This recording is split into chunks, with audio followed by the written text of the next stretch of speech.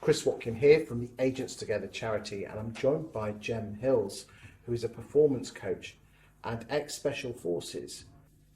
Jem, there's an awful lot of estate agents out there who've been made redundant, going for jobs and not getting them, and they are just fearful of of the rejection. How do we get over that fear? Talk to me.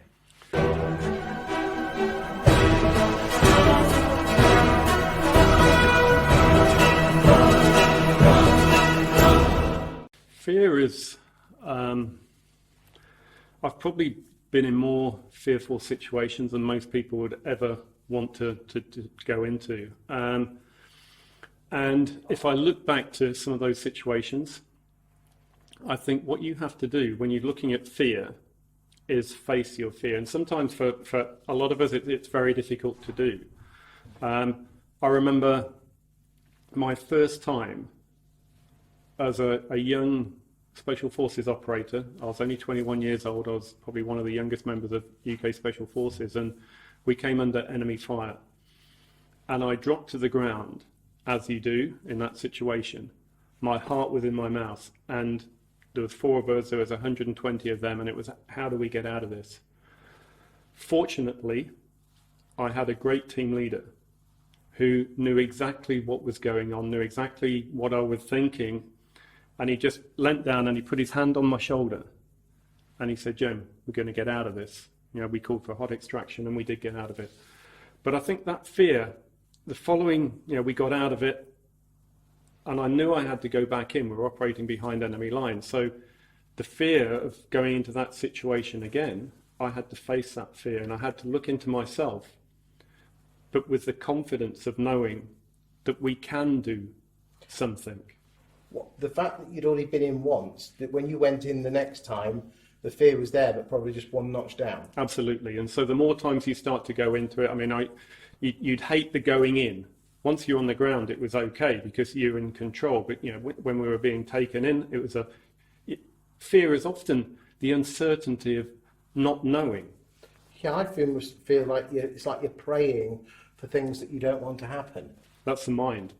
The mind is, this device, and it goes back to that fight and flight. Do we recognize the fear? Do we recognize this situation? No. Then we start to get into the fear and it causes that stress. And it's telling us we need to get out of here. So you need to overcome that. You need to face your fears. We've all got fears. It could be spiders. It could be losing your job. But it's looking at what caused you, if it's losing a job, what caused you to lose the job? Was it the interview? Did you not do well in the interview? Did you not have enough skill set? There's a big world now of personal development. And YouTube, there's so much free stuff out there on how to improve yourself. Another one is that estate agents know that the power of video is very important, but are very fearful of going on camera.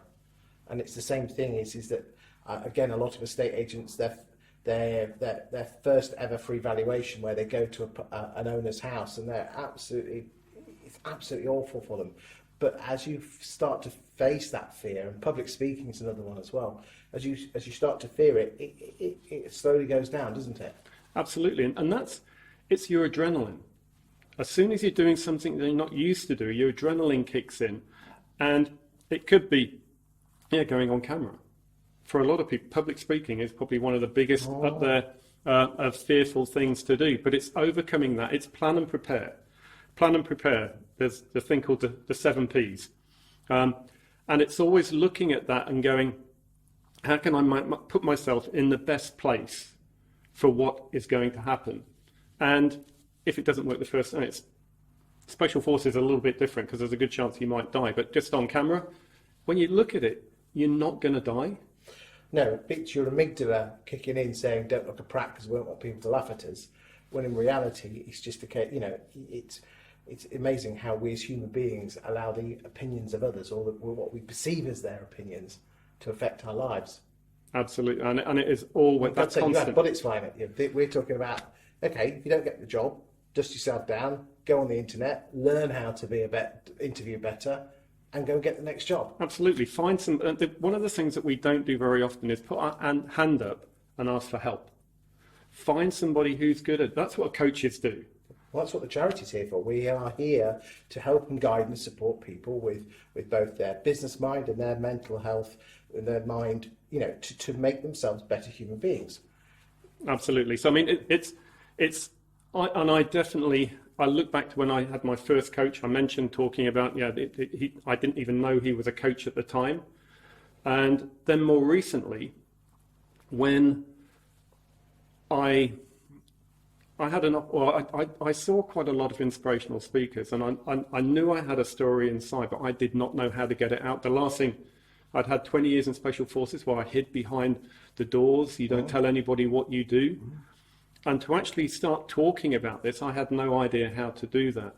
Can you remember your first time on stage? I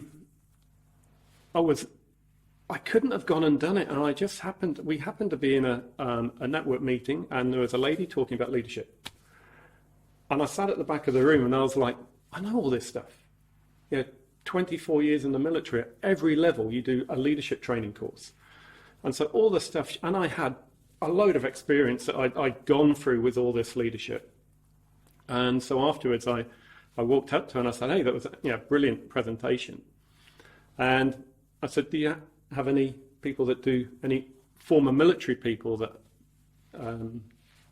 help you or do anything like that? And she said, yeah, we do. Have you got a card? But I didn't think anything of it. And so probably 4 weeks later, I got an email from her. Dear Jeremy, not a name I use very often, but it was like, Dear Jeremy, would you be willing to come and give your story? 15-minute presentation. And I was in shock. But you had to do it, didn't you? I didn't know, and I reread the email, and then I called my fiancée in and I said, read that. And she said, well, you've got two choices. That was a massive step outside of my comfort zone. And I think sometimes we just have to take that step. And I thought, well, how difficult, I'm not going to die. How difficult could it be? And I put together a 15-minute PowerPoint presentation, went and delivered it. Very nervous.